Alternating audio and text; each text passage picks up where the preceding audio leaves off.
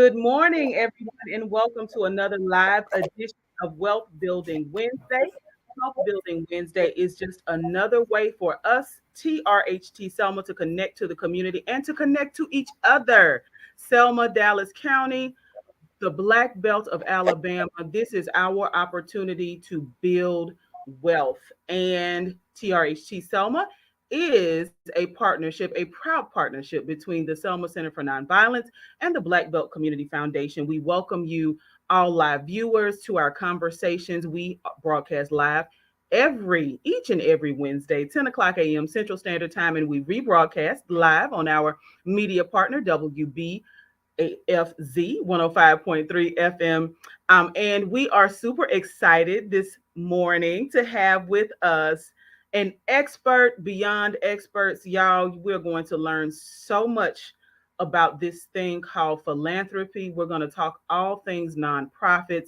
Again, 30 minutes really quickly. So on your lunch break, you'll be able to hear the ins and outs of nonprofits. So even if whether you have your own nonprofit or you're thinking about starting a nonprofit organization, this is the place to start. So friend, tell a friend that Wealth Building Wednesday is on live, and make sure that you like, comment, and share this video. So I do want to welcome our esteemed guest, Ms. Torin Brazzle. How are you doing this morning? Good morning. I am doing wonderful. Thank you so much for having me. Absolutely. We could not talk about nonprofits without talking to you. You are an extraordinary woman with so many accomplishments, and we see your logo behind you. Could you take just a second to tell us who you are and what Ignite is? Share with us. Yes, I am Torin Brazzle. I'm the founder and executive director of Ignite, formerly Ignite Alabama. And Ignite simply is an organization that exists to bridge the gaps of communication amongst minorities and all of the amazing individuals and corporations and organizations and service providers that exist to serve us. I am 22 years in as a nonprofit leader. I've been serving in nonprofits for 22 years. I've been in executive leadership for 14. And over those years, I literally just continue to have conversations in my head saying, it cannot be this hard, because without fail, every time I heard of an opportunity personally, 9 times out of 10, one of two things happened. Number one, the opportunity was over, and I would find myself saying, oh my goodness, I didn't even know that was happening. Or number two, by the time I heard about it, it was so close to the deadline that I did not have an opportunity to competitively compete. And so Ignite was formed in 2019 at our core to serve those issues and to make sure that we as a people, especially it's for all minorities, but especially Black people, that we have a seat at the table. But in order to have a seat at the table, you have to be aware that it exists. Absolutely. And so that's who Ignite is. It's grown a lot. I see that you guys are actually funded by the W.K. Kellogg Foundation. We too also wrote a grant and competed and was awarded a seed grant. And I will share more about that. But for those of you guys that are listening, make sure you go ahead, if you haven't, tell a friend to get on, because you're looking and you're listening to someone that literally put together a proposal for a national foundation, was able to get them to have a conversation with me, and then to actually even turn around and fund the project at $600,000. And when I started talking to them and having the conversations, I wasn't even a 501c3 yet. All right.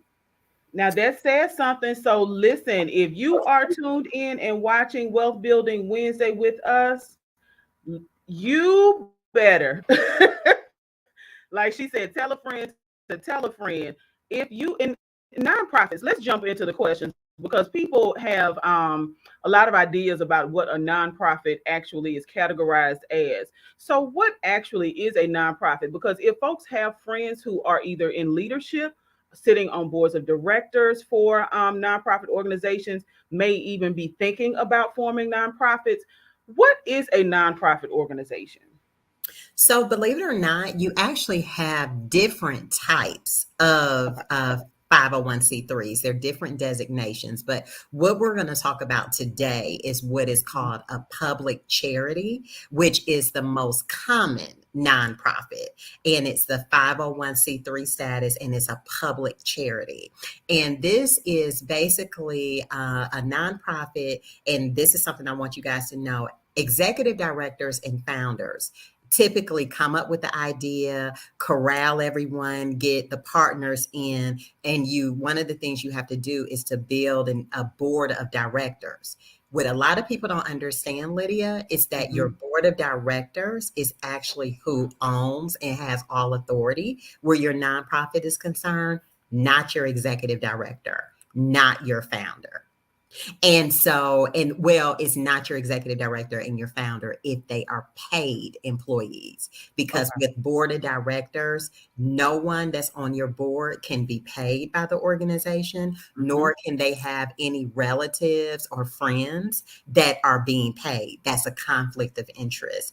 And so a nonprofit simply for this point of today's conversation that we're going to talk about a 501c3 public charity, and this is a public organization that is ruled and governed by a board of directors. And you follow, basically, you have to have bylaws and just all of these things. But it's a public charity that we're going to talk about today. And it's something that is governed by an independent board group called a board of directors that don't have any type of financial ties to the organization. They can give, but they can't be paid or be related to anyone that's being paid. Absolutely. So that's good to know, simply because we can't be beneficiaries if you're going to list yourself as a member of the board of directors. You can't be beneficiaries of the organization that you're a part of. So No, now, you can't. It's against the law. right, Let me just be very clear. right, It's right. against the law. Yes, Okay. yes. So now, why though are nonprofit organizations important to our community? Nonprofits are, in my opinion, are very important because we are the hands and the feet. We are the ones that exist to help the least of these.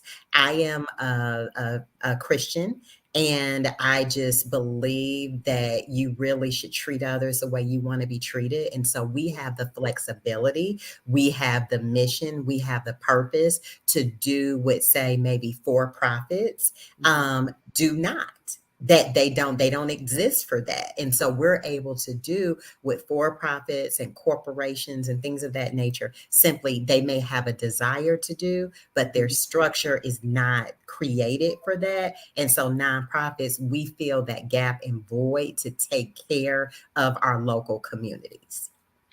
So now, there are a lot of nonprofits that have emerged over the last year or so to do just what you described, saying that, oh, look, she covered her face, yeah. So because of COVID, we've had a rapid response, to because people do seem to have a desire to be just what you said, the feet on the ground, the people, the boots on the ground who are serving the interests of the people. What are some of the major challenges you've seen, folks who, especially those who are just starting out with nonprofit organizations? What are some of the challenges that you've seen nonprofits encounter? The challenges that I've seen and the reason why I covered my face Hmm. is because while, yes, there are a lot that have emerged, Hmm. many of them have emerged doing something that is already being done. And so Mm. that's what's called a duplication of effort. Okay. And so, whenever you duplicate an effort, even though you have this new, bright, amazing idea, and you're going to jump out and you're going to be the change that you need to see in your community, and you get the 501c3, you do all of that, then you start trying to get donations and you Mhm. start getting denied. The reason why you're getting denied is because while it's a new and great and bright idea to you, To that philanthropic leader that you've actually submitted that request to, you're asking them to fund something that they've been writing a check for the last 3 years. Wow. Okay. Okay. And I love the term when you said duplication of effort, because when we see that, when we see people attempting to do the same thing, one of the goals might be then for us to, instead of attempting to do the same thing, is to maybe partner with or become a part of the existing organization. Absolutely. Okay. Definitely to partner. What I would encourage you guys to do is to literally, number one, and I have, Lydia, a nonprofit success tip guide that I've put together that I'll share with you for your listening audience and your viewing audience. Mhm. And literally, is everything that I've learned in the last 22 years and the things that I learned that positioned me to be able to get a $600,000 seed grant from a Yes. national foundation. I literally have laid it all out in there. And the number one thing and question you have to ask yourself Mhm. is, why are you doing this? Mm, Is it something that you were really, that God really called you to do? And if mm, it is, then yes, I want you to move forward. But if it's not, if someone has convinced you that getting a 501c3 is just an easy way to get some money, right? Oh yeah, Lydia, that's why I covered my face. Because yes.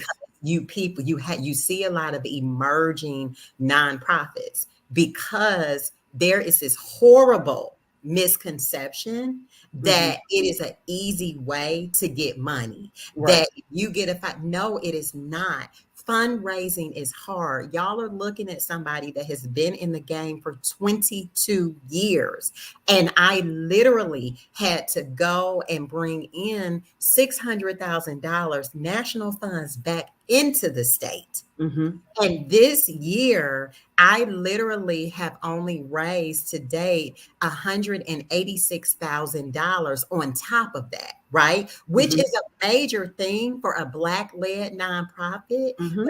I literally saw on social media yesterday where a white-led nonprofit that hasn't even started yet, just have a great idea, Hmm. literally received a $200,000 donation, seed donation from a local corporation that I've been trying to get $10,000 from since January and haven't got Wow. it yet.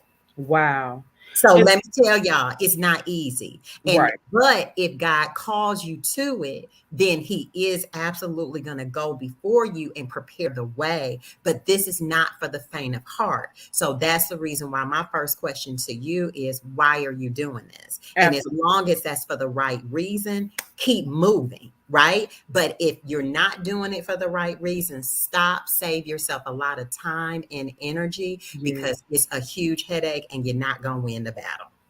I'm so glad that you talked about people being attracted to the dollars and knowing your why, because the very first thing, whether you are forming a nonprofit or a for-profit, is Mhm. to know your why.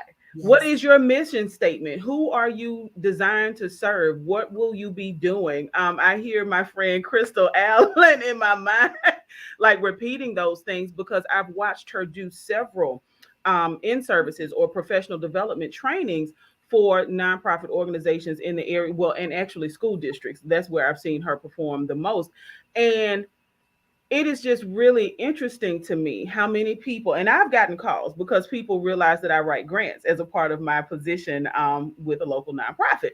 And it's like, oh, well, can you write me a grant? I actually had a lady search for me. It's like, well, can you write a grant for me?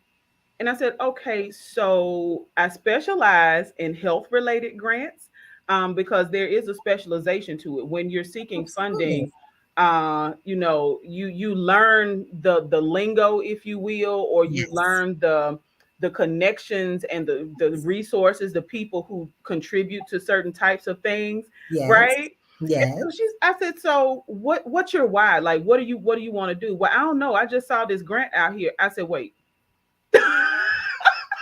Listen, and I let said, no, me tell ma'am. you something about No, that. ma'am. For all of you guys that are listening, Hmm. reading is fundamental. Yes. If you have a 501c3, please, for your sake Hmm.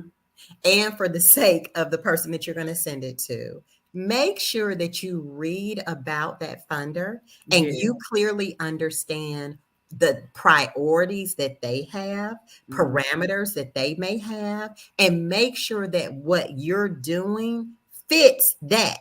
For example, if you have an after school program and you're needing funding for that after school program, Mhm. but this grant is actually for a homeless program, Right. do not submit a funding request to them. Right. So it is very important. Now, the good thing is, once you've written one grant, Mhm. you really have written them all because most of them, the Follow fundamentals, the and same. again, the information that Lydia is going to share with you guys in my nonprofit success tip guide will lay all of that out. Everything that's in there, literally, you would be able to use and take to answer any grant request that you may find.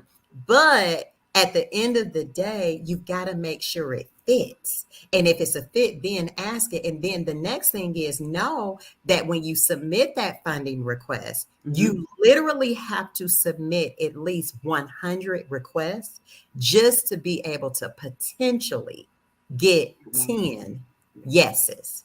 Mhm. And when you get those 10 yeses, you get excited and you be grateful for those 10 yeses. But please do not fall apart because of those 90 no's, Right. because those 90 no's is normal. And Lydia, that's something else that people are not being honest about as it relates to those of us that are nonprofit leaders that have made it. We're not being honest with people about the struggle. The struggle is real with fundraising. It's something Absolutely. you got to be doing every day, all day, in order for you to keep a continual potential, stream of resources coming in from grants. And the next thing is that has to just be one source. You have to diversify.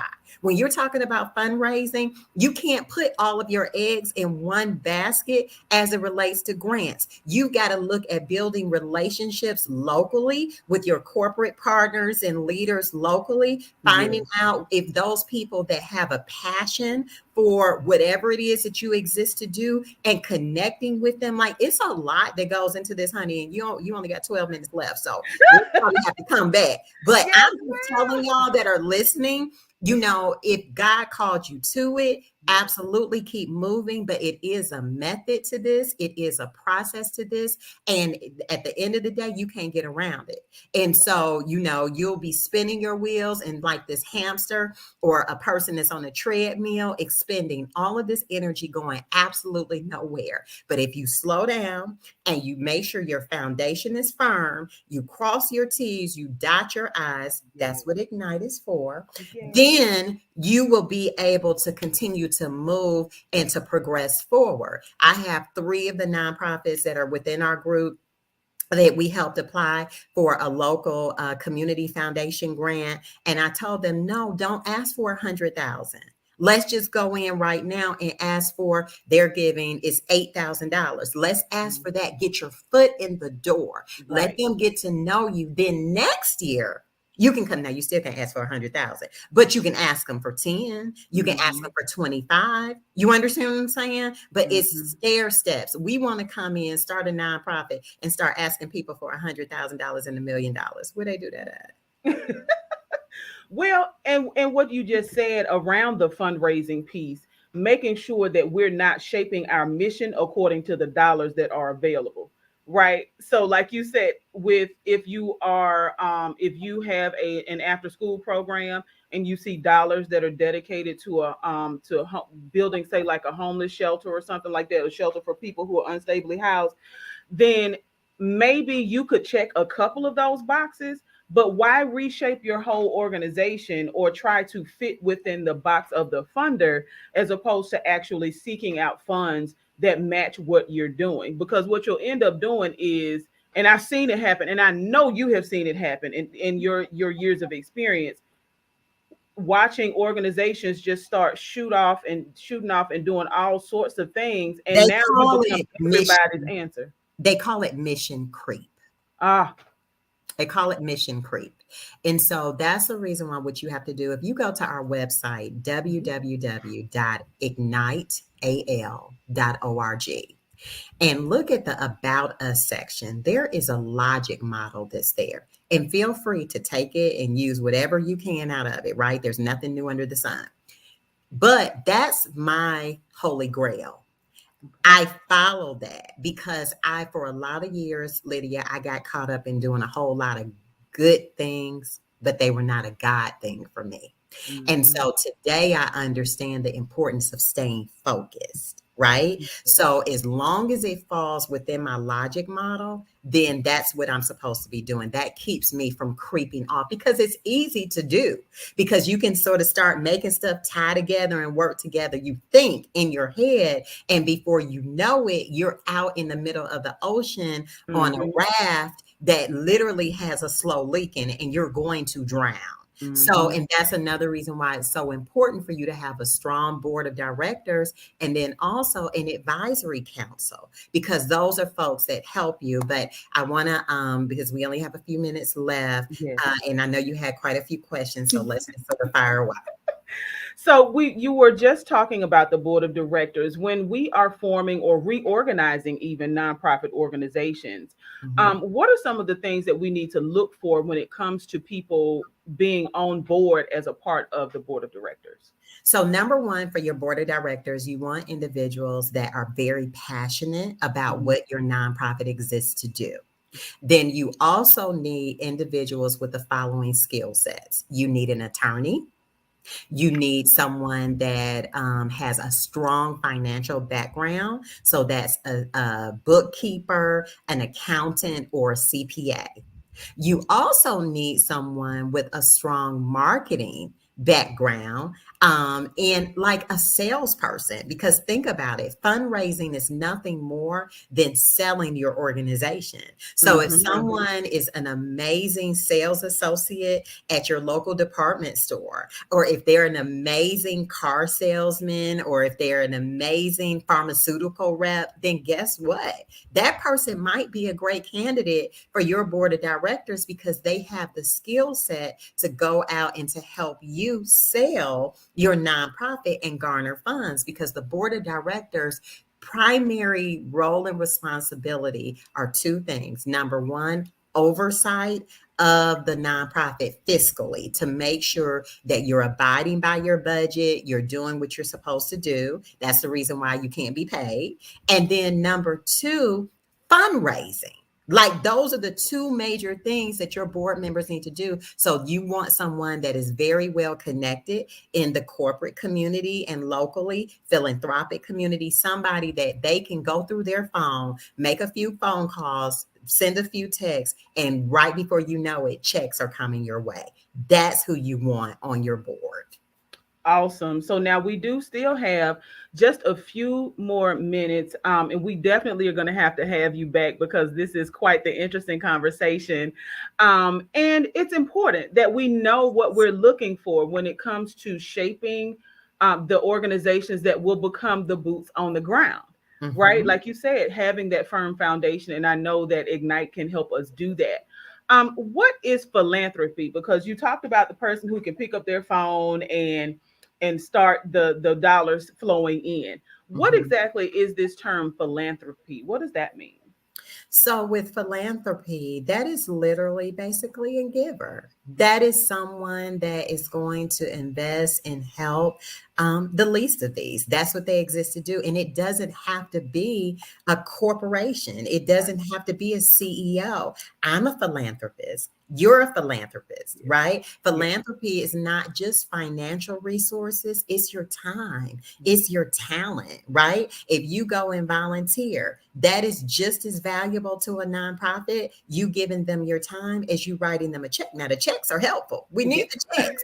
Yeah. But it is really important that we begin to create a culture Mhm. and that we help understand that, you know, for me, my neighbor, her husband died a few years ago, and now she's declining in her health. I happen to notice because I work from home that she's walking with her walker trying to put her trash out. I had never seen it before, but when I saw it that first time, now my husband puts our trash out. he goes over and he gets hers and he sits it out too. That's a Yes. philanthropist. Yes.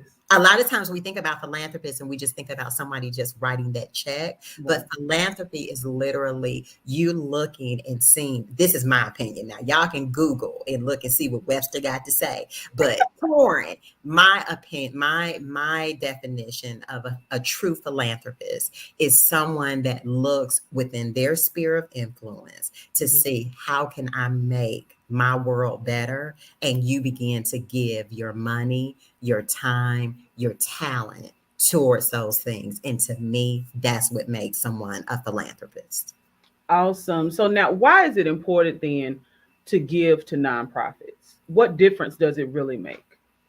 Oh God, it makes all the difference in the world because we literally exist to do those things that you don't have the time to do. You may have the heart and the passion to do, but you don't have the time to do it. And a lot of times there's this huge misconception because you're a nonprofit that you should like you I see so many that like spend every dollar they have. They wipe out their bank account. No, you cannot do that. You Right. have to operate. You have to have paid staff.